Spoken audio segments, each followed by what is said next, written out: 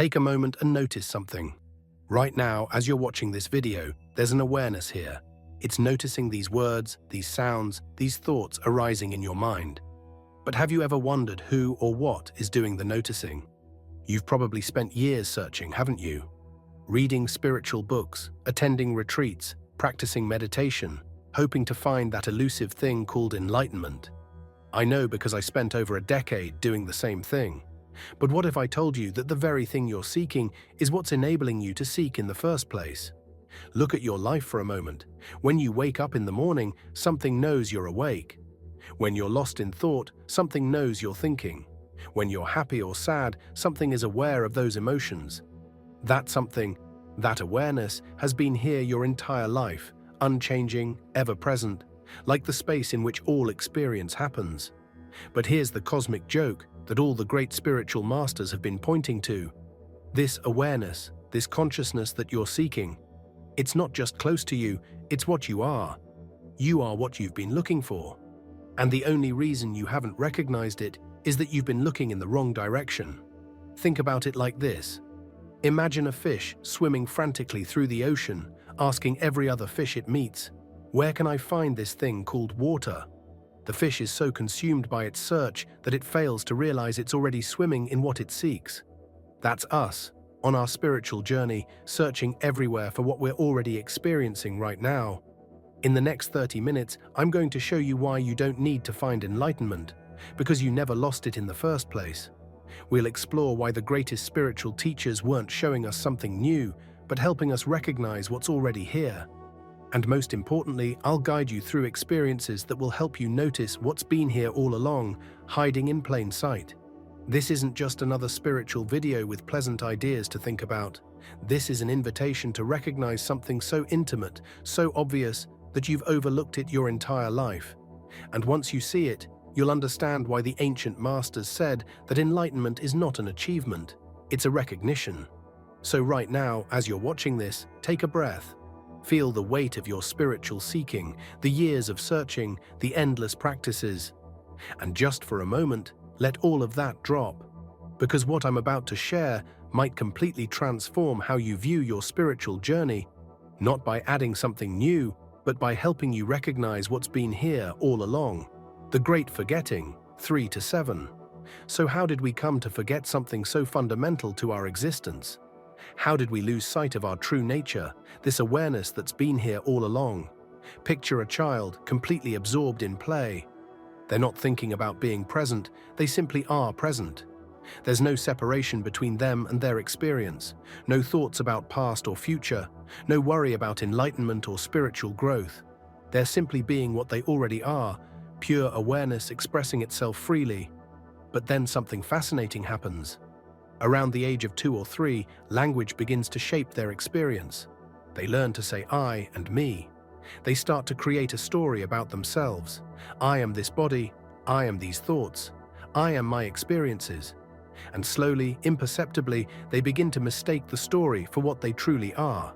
This is the Great Forgetting. It's not that we actually lost our true nature, that would be impossible.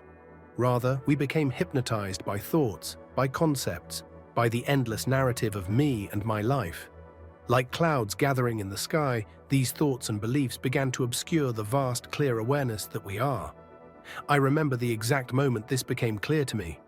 I was sitting in meditation, struggling as usual to become enlightened, when suddenly I noticed something. The very awareness that was aware of my struggle to become enlightened was already free, already complete. How could I become what I already was? But here's where it gets really interesting. The spiritual search itself often becomes another layer of forgetting. We create new concepts about enlightenment, about awakening, about what we need to become.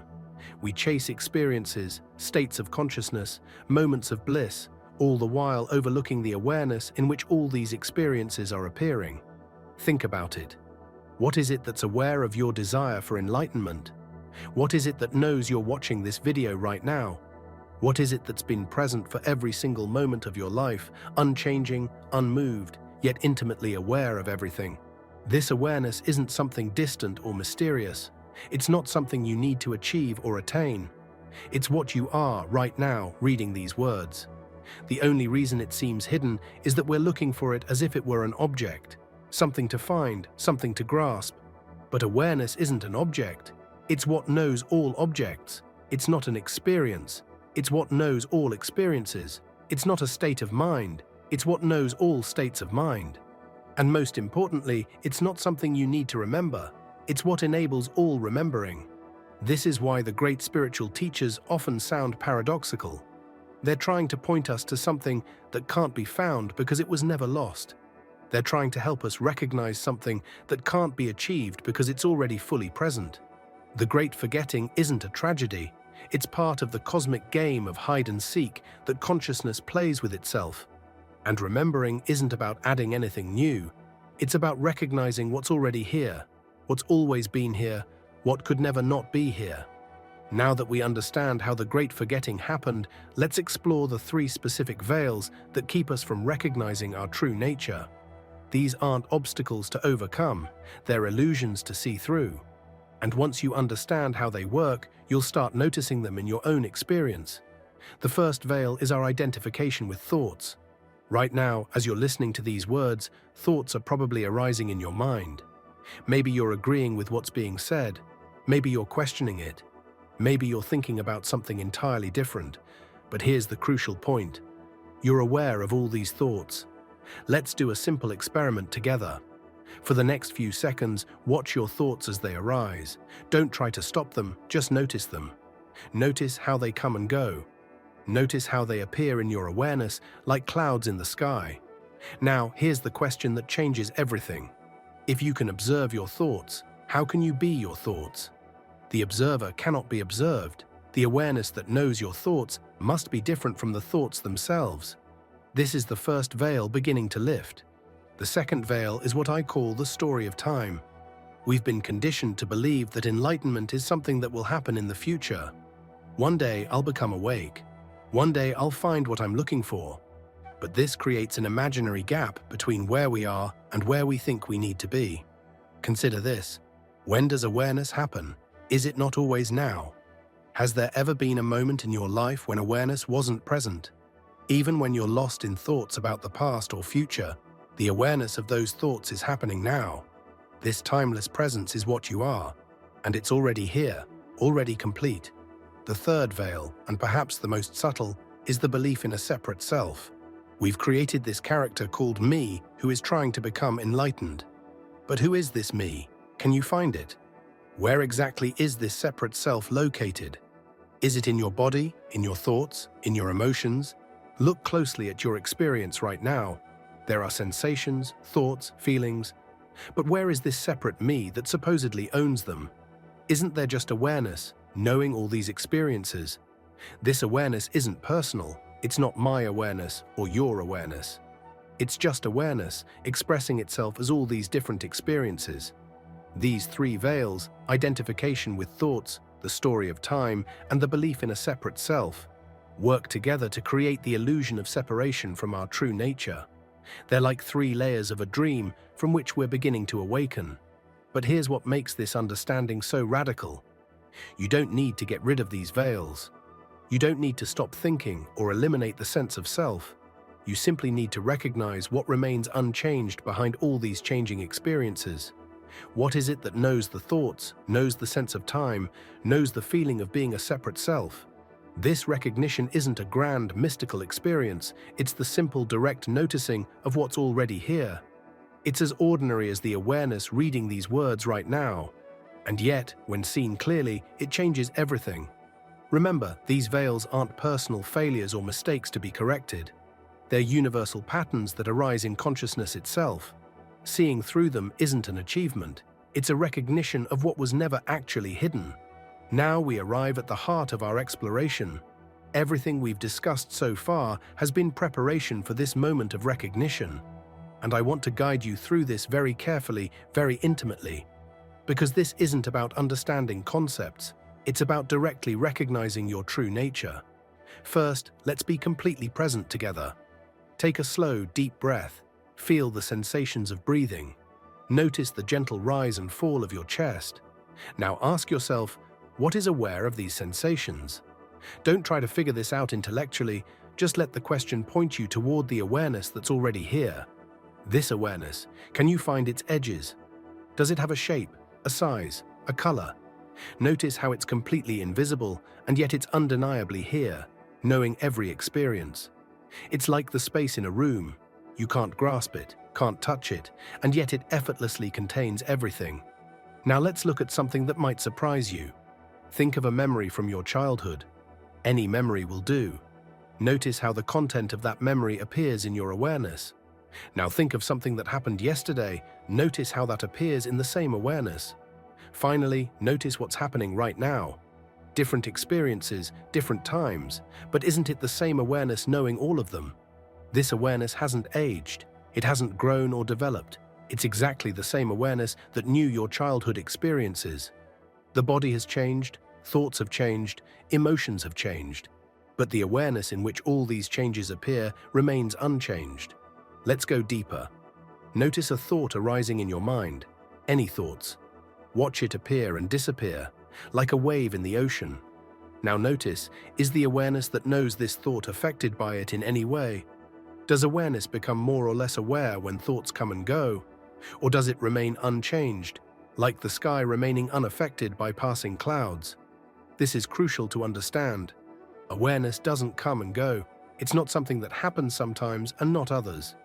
Even when you're lost in thought, even when you're dreaming, even when you're completely confused, awareness is still present, still knowing all experiences exactly as they are. Here's where many spiritual seekers get stuck. They're waiting for a special experience, a dramatic shift, a permanent state of bliss. But awareness isn't an experience, it's what knows all experiences. It's not a state of mind, it's what knows all states of mind. It's not something to achieve, it's what's already achieving the recognition of these words right now. Let me share something personal. For years, I sat in meditation trying to become more aware, trying to be more present. Then one day, in a moment of complete frustration, I realized the awareness I was seeking was what was enabling me to seek.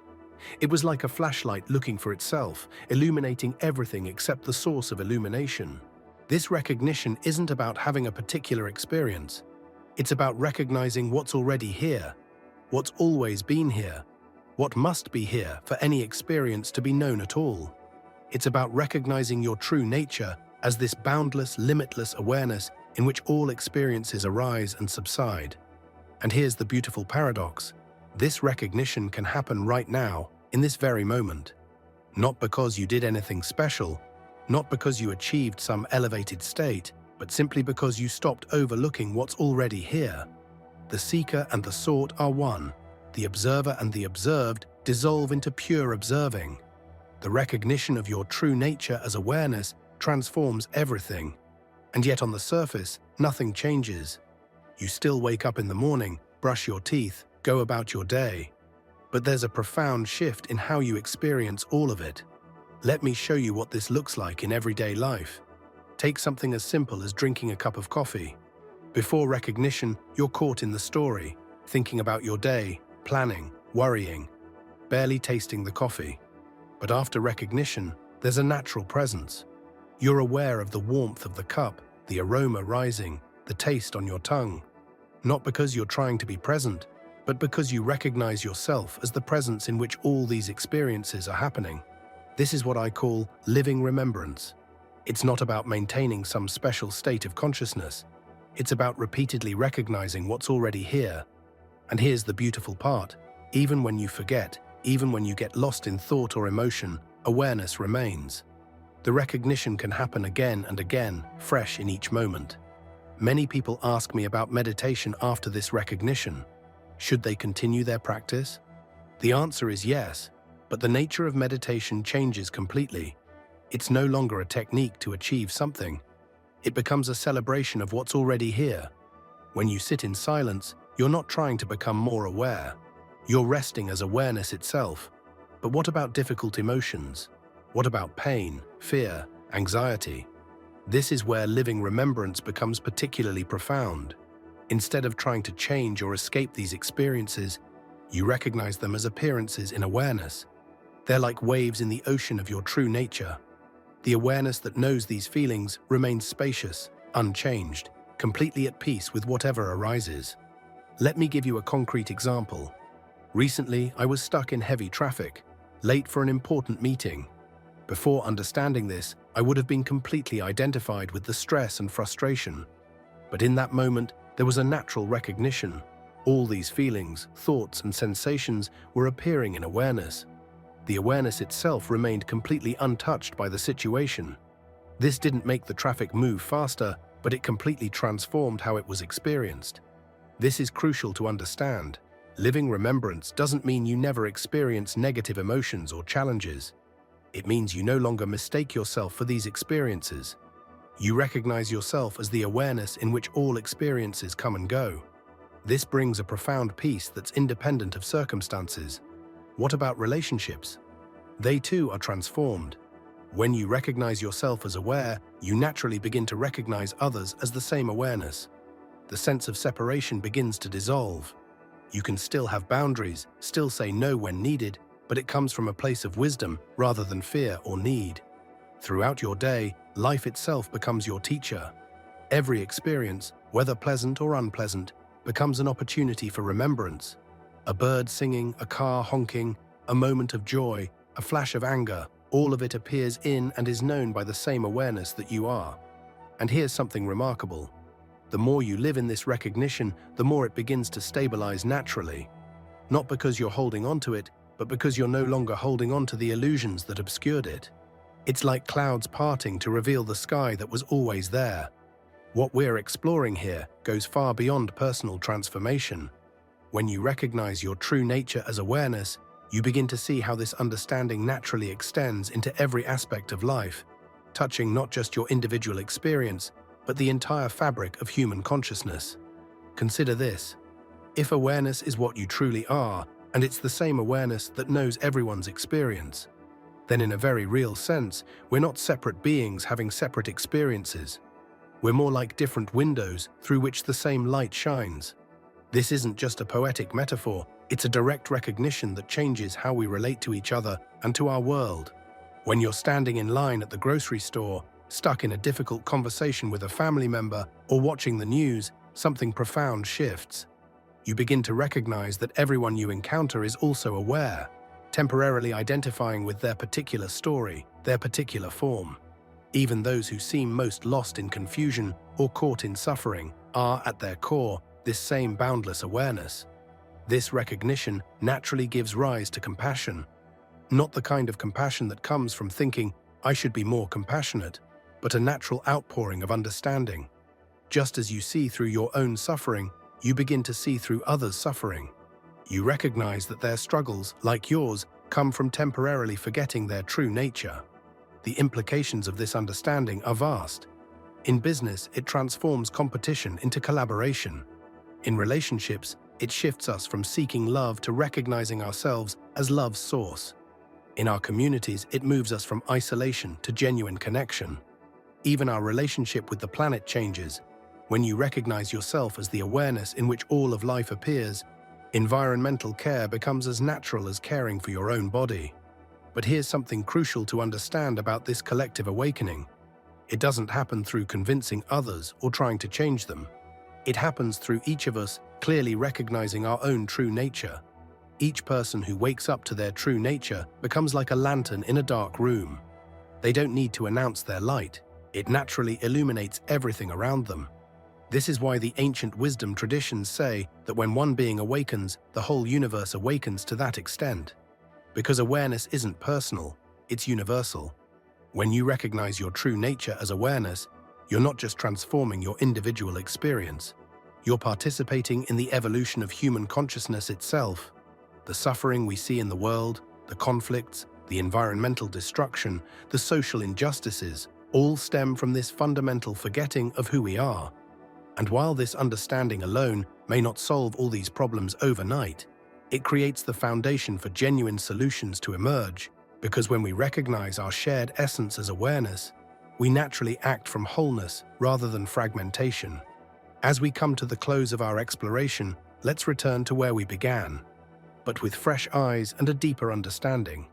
Remember that first moment when we started this video, when I asked you to notice the awareness that's here. That same awareness is here now, unchanged by everything we've discussed.